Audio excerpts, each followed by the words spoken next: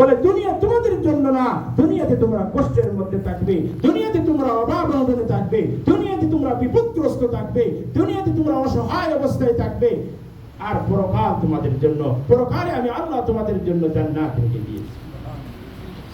পরকালে আমাদের জন্য জান্নাত। দুনিয়া আমাদের পরীক্ষার জায়গা, পরীক্ষা আসবে, একটার পর একটা পরীক্ষা আসবে, বিপদ আপদ আসবে।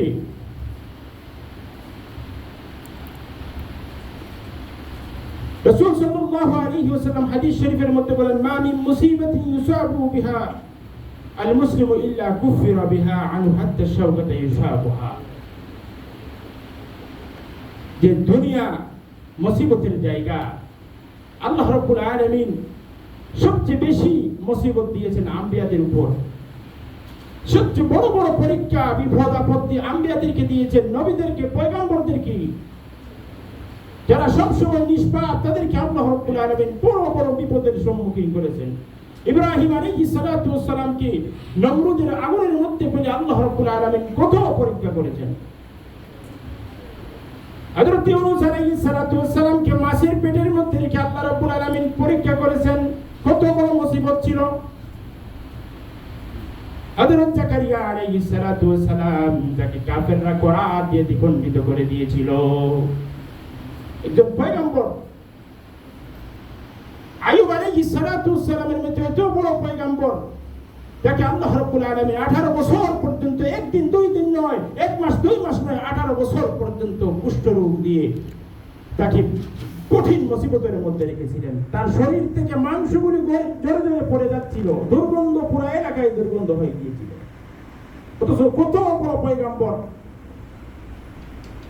সবাই তাকে ছেড়ে চলে গেছে, তাকে নিয়ে একটি ডাস্টবিনে ফেলে রাখা হয়েছে। অথচ কত বড় পয়গম্বর। বিপদ আসবেই মুসলমানের উপর। আল্লাহর যে যত বেশি নিকটবর্তী, তার বিপদ তত বেশি, তার মুসিবত তত বেশি, তার পরীক্ষা তত বেশি, তার অভাব অনটন তত বেশি। কিন্তু এই অভাব অনটন দিয়ে আল্লাহ রাব্বুল আলামিন আমাদেরকে পরীক্ষা করে, অনেক সময় বাছাই করে আল্লাহ রাব্বুল আলামিন যে তাকে কিছু অভাব দিলাম, তাকে কিছু মুসিবত দিলাম, কিছু পেরেশানি দিলাম, দিয়ে দেখি সে মুনাফিক হয়ে যায় নাকি খাঁটি মুসলমান থেকে। বিপদের সময় আসলে পরে দেখা যায় অনেক মুনাফিক হয়ে যায়, ঈমান হারা হয়ে যায়।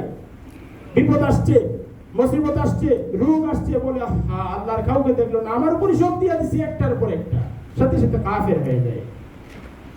আল্লাহ রাব্বুল আলামিন পরীক্ষা করে, বাছাই করে তার নেককার উম্মতদেরকে বিপদ দিয়ে, মুসিবত দিয়ে পরীক্ষা করবে যে কে আমার খাঁটি বান্দা, তাকে আমি পরীক্ষা করে নেব, তাকে আমি বাছাই করে নেব, তাকে জান্নাতে তার মর্যাদা বুলন্দ করে দেব। সুবহানাল্লাহ। আল্লাহ রাব্বুল আলামিন জান্নাতে তার মর্যাদা বাড়ায় দেয়। যে তার উপর যত বিপদ আসবে, যত মুসিবত আসবে, যত অভাব অনটন আসবে, যে যত বেশি ধৈর্য ধারণ করবে, সে আল্লাহ রাব্বুল আলামিনের কাছে তার দরজা তত বেশি উপরে উঠে যায়। আমরা ওলি আল্লাহদের ঘটনা জানি, যারা দুনিয়াকে লাথি মেরেছিল, দুনিয়ার প্রতি তাদের কোনো লোভ লালসা কিছুই ছিল না। আল্লাহ রাব্বুল আলামিন তাদের মর্যাদা ধীরে ধীরে দুনিয়া আখিরাত সব জায়গায় বাড়ায় দিয়েছে। শুধু মানুষ নয়, পশু পাখি পর্যন্ত তাদেরকে সম্মান করত, বাঘ পর্যন্ত তাদের কথা মানত, হিংস্র প্রাণী, বনের হিংস্র প্রাণী পর্যন্ত তাদের কথায় উঠত বসত। আল্লাহ রাব্বুল আলামিন যে যত বেশি আল্লাহর পেয়ারা হবে, তার উপর তত বিপদ আসবে, যে যত ধৈর্য ধারণ করবে, আল্লাহ রাব্বুল আলামিন তার মর্যাদা তত বাড়ায় দেবে। সুবহানাল্লাহ। এই জন্য আমাদের উপর বিপদ আপদ আসবে, কষ্ট আসবে, অভাব অনটন আসবে, আমাদেরকে আল্লাহর উপর তাওয়াক্কুল রেখে, আল্লাহর উপর ভরসা রেখে চলতে হবে। আল্লাহ রাব্বুল আলামিন আমাদের প্রত্যেককে বোঝার তৌফিক এনায়েত করুন, আমাদেরকে প্রত্যেককে বুঝে বুঝে দ্বীনের উপর থাকার, দ্বীনের উপর অবিচল থাকার তৌফিক এনায়েত করুন। আলহামদুলিল্লাহি রাব্বিল আলামিন। রাসূল করুন।